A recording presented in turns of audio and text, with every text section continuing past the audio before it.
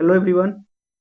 फिर से एक बार crystal clear concept of nursing के यूट्यूब प्लेटफॉर्म पर आप सभी का स्वागत है। पिछले वीडियो में हमने बात किया था अथीरोस्क्लेरोसिस के बारे में। इस बार हम लोग बात करने वाले हैं सीएडी के बारे में। इस वीडियो में कोरोनरी आर्टरी डिजीज के बारे में। किसके बारे में? कोरोनरी आर्टरी डिजीज के बारे में। कोरोनरी आर्टरी डिजीज होता क्या है? क्या होता है? जब कोरोनरी आर्टरी में अथीरोस्क्लेरोसिस का फॉर्मेशन हो जाता है उसको क्या बोलते हैं? Coronary artery disease. और वो फॉर्मेशन होने के कारण अथीरोस्क्लेरोसिस यानी प्लेग का जब फॉर्मेशन हो जाता है तो आर्टरी जो है वो नैरो और ऑब्स्ट्रक्ट हो जाता है। क्या हो जाता है? जो कि या तो कोरोनरी आर्टरी में सिर्फ एक आर्टरी या मोर देन एक आर्टरी क्या होता है? ब्लॉक या नैरो होता है। क्या होता है कोरोनरी आर्टरी डिजीज? तो क्या है coronary artery disease?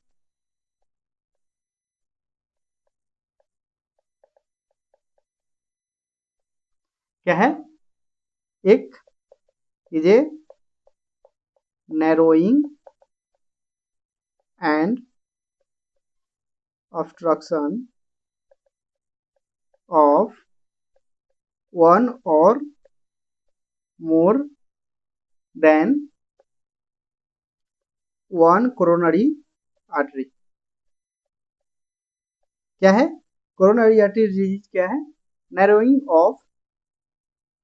Narrowing and obstruction of one या more than one coronary artery का क्या होता है? कोरोनरी आर्टरी का नैरोइंग हो जाना और ब्लॉक हो जाना, उसको क्या बोलते हैं? Coronary artery disease. जो कि किसके कारण होता है? Due to atherosclerosis. किसके कारण होता है? Due to atherosclerosis. जिसके कारण क्या होता है? Blood supply to the heart के जो भी पार्ट है उसमें क्या होता है? लेयर में ब्लड सप्लाई इंटरप्ट हो जाता है और क्या होता है? सेल डेड करना चालू कर देता है। जहाँ से दो कंडीशन बनते हैं, एक एंजाइना पेक्टोरिस और एक मायोकार्डियल इन्फेक्शन, जो कि सीएडी का दो टाइप है। तो जो सबसे पहले कोरोनरी आर्टरी जो होता है वो कोरोनरी आर्टरी वो ब्लड सप्लाई किसको करता है? तो ब्लड सप्लाई हार्ट को करता है। कोरोनरी आर्टरी कहाँ से निकलता है? ये एसेंडिंग एरोटा से निकलता है। कहाँ से? एसेंडिंग एरोटा से। कोरोनरी आर्टरी कितना? कोरोनरी आर्टरी तो दो होते हैं। एक होता है लेफ्ट कोरोनरी आर्टरी और दूसरा राइट कोरोनरी आर्टरी। जो लेफ्ट कोरोनरी आर्टरी है वो ये क्या है? Left coronary artery. ये आगे जाकर इससे एक ब्रांच निकलता है, उसको क्या बोलते हैं? Left circumflex artery. क्या बोलते हैं? Left circumflex artery. और ये क्या है? लेफ्ट कोरोनरी आर्टरी का यहाँ से जो ब्रांच निकला इसको बोलते हैं left anterior descending artery. Left anterior descending artery. और इससे फिर क्या निकलता है? एक ब्रांच निकलता है जिसको बोलते हैं लेफ्ट डायगोनल आर्टरी। और ये ब्लड सप्लाई किसको करता है? तो लेफ्ट सर्कमफ्लेक्स आर्टरी करता है लेफ्ट आर्टेरिया को ब्लड सप्लाई और posterior and lateral wall of left ventricle का, यानी left lateral and posterior wall of left ventricle. तो कौन ब्लड सप्लाई करता है? Left left circumflex artery. Then जो ये डायगोनल आर्टरी और लेफ्ट एंटेरियर डिसेंडिंग आर्टरी है किसको ब्लड सप्लाई करता है? तो एंटेरियर वॉल को, एंटेरियर वॉल और एपेक्स वाला पार्ट को, इसको एपेक्स वाला पार्ट को। और साथ में टू बाई थर्ड सेप्टल वाल को भी क्या करता है? सेप्टल वाल को ब्लड सप्लाई करता है। इसको टू बाई थर्ड इंट्रावेट्रोल सेप्टल वाल को भी क्या करता है? ब्लड सप्लाई करता है। ये क्या है? लेफ्ट कोरोनरी आर्टरी का ब्रांचेस है। और फिर राइट, तो राइट का जो ब्रांचेस है वो राइट का एक ब्रांचेस है उसको बोलते हैं posterior descending artery. Posterior descending artery जिससे एक ब्रांच निकलता है उसको बोलते हैं राइट मार्जिनल आर्टरी। क्या बोलते हैं? Right marginal artery. जो और यहाँ जो लेफ्ट सर्कमफ्लेक्स आर्टरी से एक और ब्रांच निकलते हैं उसको बोलते हैं लेफ्ट मार्जिनल आर्टरी। और ये किसको ब्लड सप्लाई करता है? सभी मिलकर लेफ्ट आर्टेरियम को और लेटरल वाल और पोस्टेरियर वाल ऑफ वेंट्रिकल्स को। ये जो पोस्टेरियर डिसेंडिंग आर्टरी और राइट मार्जिनल आर्टरी ये किसको ब्लड सप्लाई करता है? तो ये एसए नोड को करता है। इसका और सब ब्रांच होते हैं पोस्टेरियर डिसेंडिंग आर्टरी का, SA node artery, AV node artery. ये किसको ब्लड सप्लाई करता है? एसए नोड को, एबी नोड को, राइट आर्टेरियम को, राइट आर्टेरियम, लेफ्ट आर्टेरियम और right atrium sorry left right ventricle और some part of left ventricle या some part of left ventricle को ब्लड सप्लाई करता है।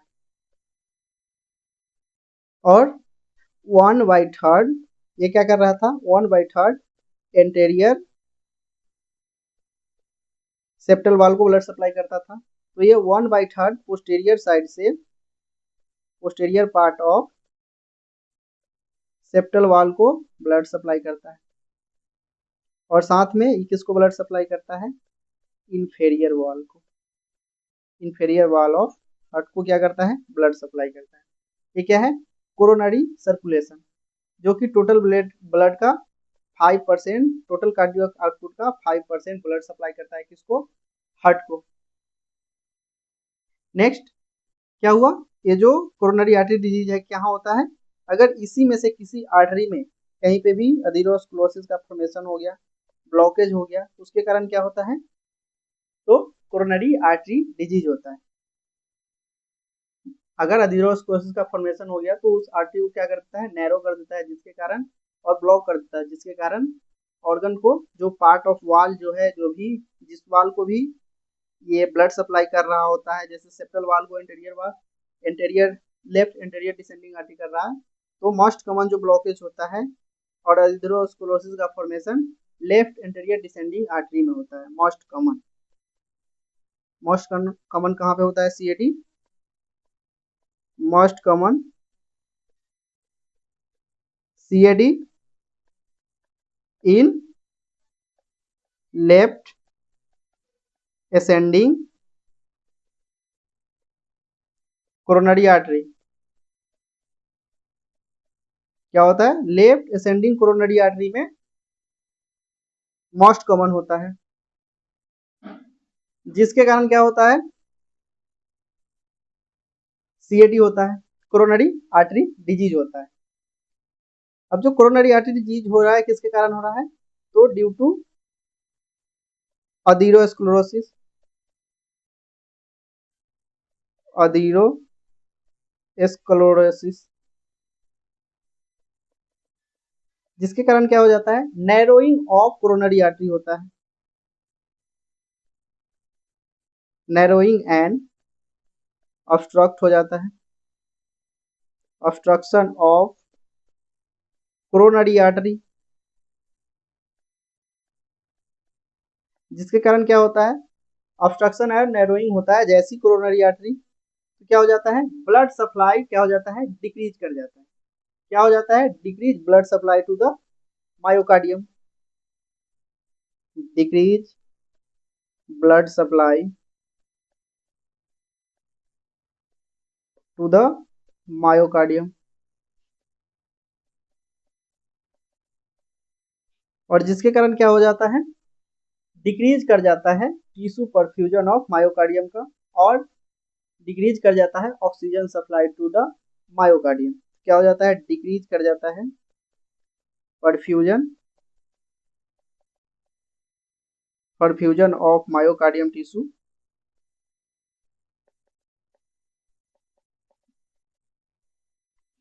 एंड इनएडिक्वेट, क्या होता है, इनएडिक्वेट ब्लड ऑक्सीजन सप्लाई हो जाता है।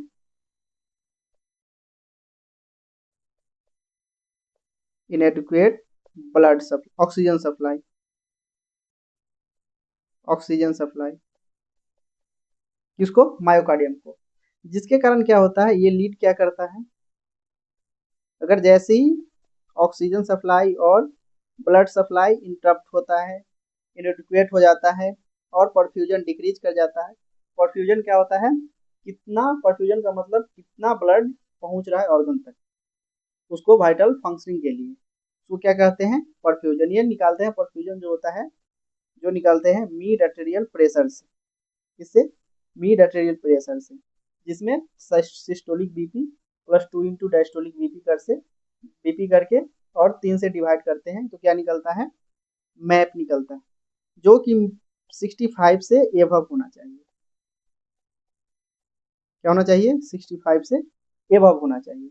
परफ्यूजन, बॉडी परफ्यूजन, परफ्यूजन क्या हो जाता है, डिक्रीज कर जाता है मायोकार्डियम टिश्यू का, और इनएडिक्वेट ऑक्सीजन सप्लाई हो जाता है, जिसके कारण क्या हो जाता है, इसमें दो कंडीशन बनता है, एक एंजाइना और दूसरा मायोकार्डियल इन्फेक्शन, मायोकार्डियम इन्फेक्शन।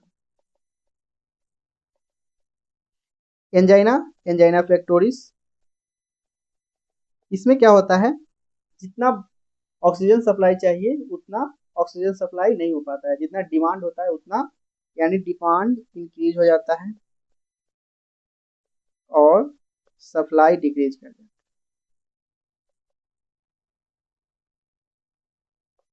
जो कि किसके कारण हो रहा है, ये आर्टरी क्या हो गया है, नैरो हो गया है, प्लेग के फॉर्मेशन होने का। लेकिन मायोकार्डियम इन्फेक्शन में क्या होता है, जो कि जो एंजिना पेक्टोरिस में होता है अथीरोस्क्लेरोसिस के कारण, यानी प्लेग के कारण। मायोकार्डियम इन्फेक्शन में क्या होता है, ये जो प्लेग था ये क्या हो जाता है, रप्चर हो जाता है और थ्रम्बस का फॉर्मेशन हो जाता है, जिसके कारण क्या हो जाता है, ये क्या था, ये आर्टरी था, यहाँ पे प्लेग बना हुआ था और ये क्या हो गया, रप्चर हो गया।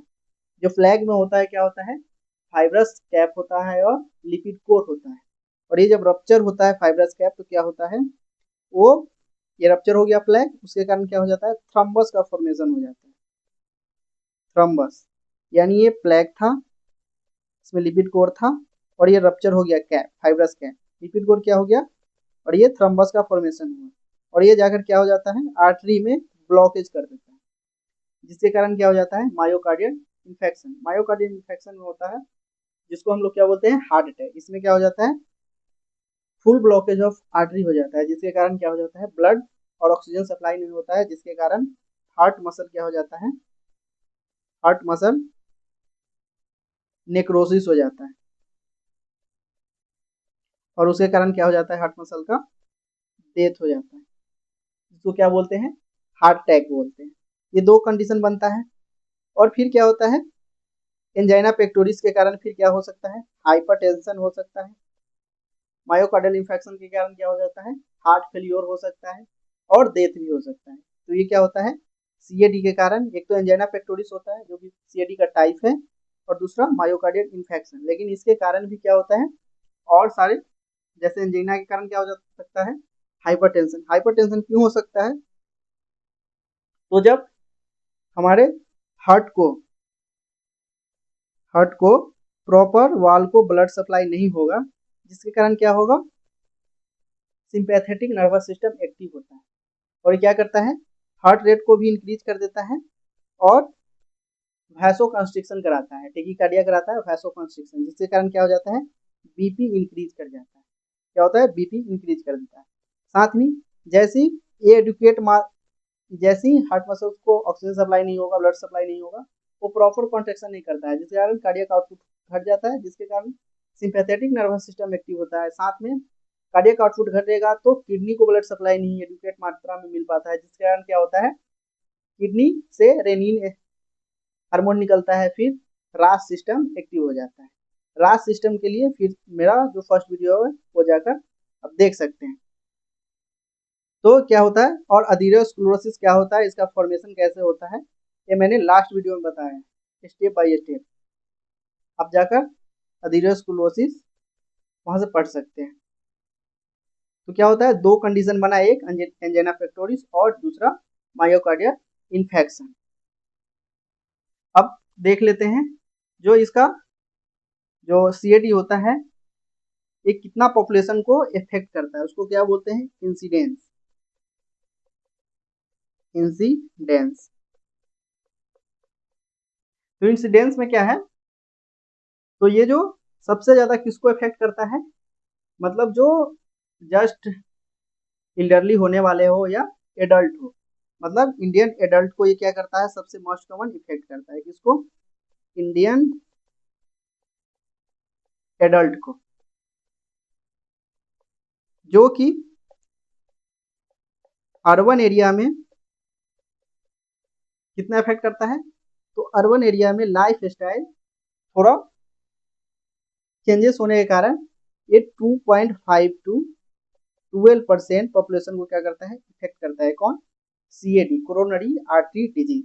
लेकिन रूरल एरिया में ये घट जाता है, डिक्रीज कर जाता है, क्योंकि जो रूरल पीपुल होते हैं वो क्या करते हैं, रूरल पीपुल वो एक्सरसाइज ये सब करते रहते हैं, ज़्यादातर मेहनती होते हैं, तो उसमें ये कम होता है 1.4 टू 6%, यानी आधा क्या है, इंडियन एडल्ट में रूरल एरिया में रूरल पॉपुलेशन में क्या होता है, सीएडी का जो होने का चांस है वो कम है, ज़्यादा किस में है, अर्बन एरिया में होता है। ये क्या बता रहा है, डेटा बता रहा है। फिर जो कि 19 से 24 जो पीपुल है इंडिया में जिसका जो डेथ होता है पर हजार में, वो किसके कारण होता है, तो या सीएडी से क्या है, प्रभावित है, सीएडी उनके पास है, वो क्या है, 1000 में 19 से 24 पीपुल जो है इंडिया का वो क्या है, सीएडी से प्रभावित है या उनका डेथ होता है, क्या है, सीएडी से प्रभावित है इन इंडिया, क्या है, 19 से 24 पीपुल पर हजार में।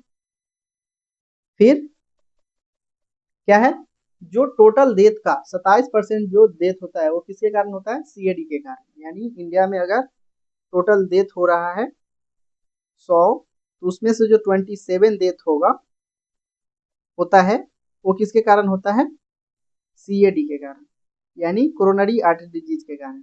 वायु जाके किसमें कन्वर्ट हो रहा है, एंजाइना पेक्टोरिस और मायोकार्डियल इन्फेक्शन में, जिसके कारण होता है, यानी 27% टोटल डेथ का, 27% ऑफ टोटल डेथ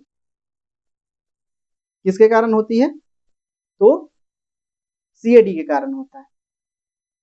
इसमें जो कि 27% का 27% का जो 45% है, वो जो पीपुल का एज होता है, 25% जो एज होता है, जो पीपुल डेथ कर रहे हैं, यानी टोटल पॉपुलेशन का 27% डेथ कर रहा है सीएडी, उनका जो एज होता है वो 40 से 69 साल के बीच में होता है, यानी 40 टू 69 ईयर्स, क्या है इसका इंसिडेंस है। और ये जो परसेंटेज बढ़ने का कारण है 27%, इसका कारण दो है मुख्यतः, जो कि दोनों कॉज है किसका, अथेरोस्क्लेरोसिस का। अथेरोस्क्लेरोसिस किसका कॉज है, सीएडी का। तो यानी जो 30% इंडियन है, इंडियन वो किससे अफेक्टेड है, तो इंडियन एडल्ट किससे अफेक्टेड है, is affected to the hypertension, जिसको क्या लिखते हैं, एसटीएम, हाइपरटेंशन से अफेक्टेड है, affected by hypertension. Total Indian people में 77 मिलियन जो पीपुल है वो किससे अफेक्टेड है,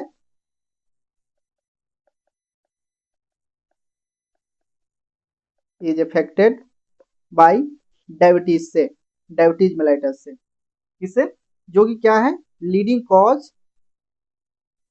जो कि 20% जो ये लीडिंग कॉज है ये नॉन कम्युनिकेबल डिजीज का सबसे ज्यादा लीडिंग कॉज है, जो कि कौन कर रहा है, नॉन कम्युनिकेबल डिजीज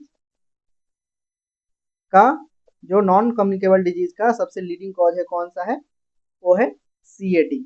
जो कि सीएडी के कारण क्या होता है, एंजाइना पेक्टोरिस होता है और मायोकार्डियल इन्फेक्शन होता है, जो कि मायोकार्डियल इन्फेक्शन के कारण क्या हो सकता है, हार्ट फेलियर और पीपल का डेथ भी हो सकता है।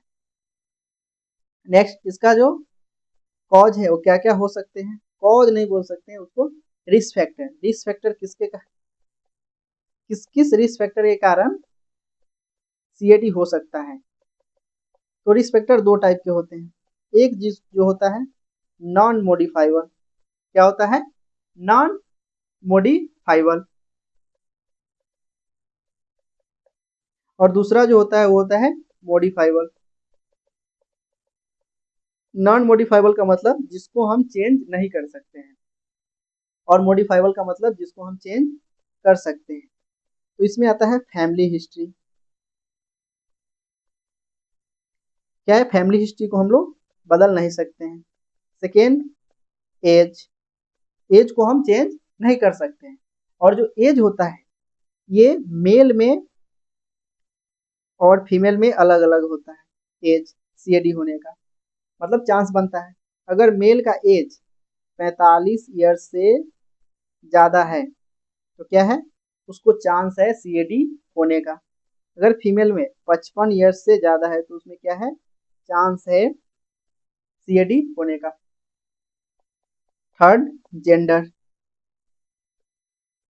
जेंडर, तो मेल में ज़्यादा चांस है फीमेल से, किसमें, मेल में ज़्यादा चांस होता है फीमेल से।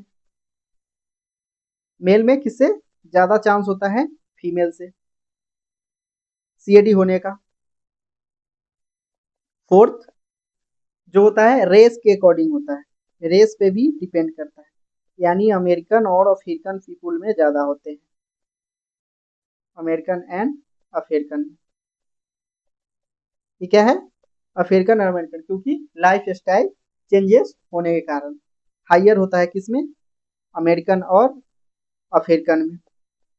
क्यों होता है, लाइफ स्टाइल चेंज होने के कारण, फैटी डाइट, कोलेस्ट्रॉल ज़्यादा इंटेक करने के कारण, अल्कोहल, स्मोकिंग, ये सब क्या है, इसका रिस्क फैक्टर है। अब मॉडिफाइबल में आता है फर्स्ट, जो कि होता है सबसे मेन कॉज एसटीएन, और सेकेंड है डायबिटीज, और थर्ड क्या है, हाइपरलिपिडीमिया। ये तीन कॉज है जिसको हम लोग क्या कर सकते हैं, मॉडिफाई कर सकते हैं, यानी इसको हम सही कर सकते हैं, जिसको हम क्या कर सकते हैं, प्रिवेंशन। एसटीएन को कैसे सुधार सकते हैं, डाइट के थ्रू, मेडिसिन के थ्रू। डाइट क्या लेते हैं, तो डाइट में डैश डाइट लेते हैं, dietary approach to stop hypertension, जिसको बोलते हैं डैश डाइट।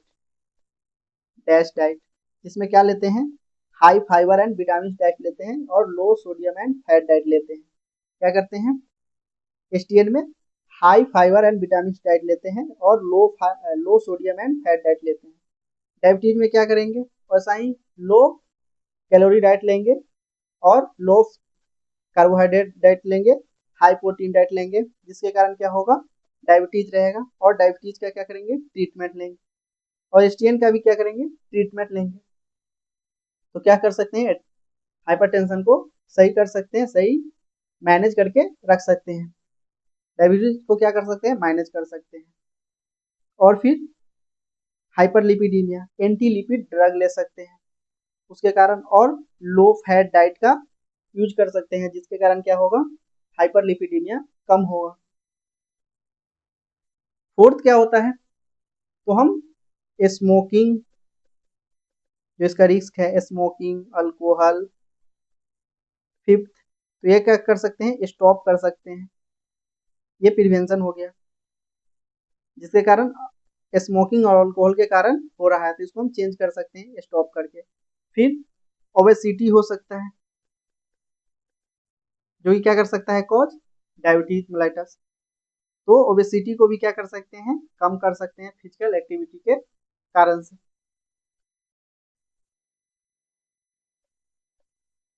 एक आ रहा सीएडी कंप्लीट। नेक्स्ट, टॉपिक में हम लोग देखेंगे एंजाइना पेक्टोरिस जो इसका टाइप है और मायोकार्डियल इन्फेक्शन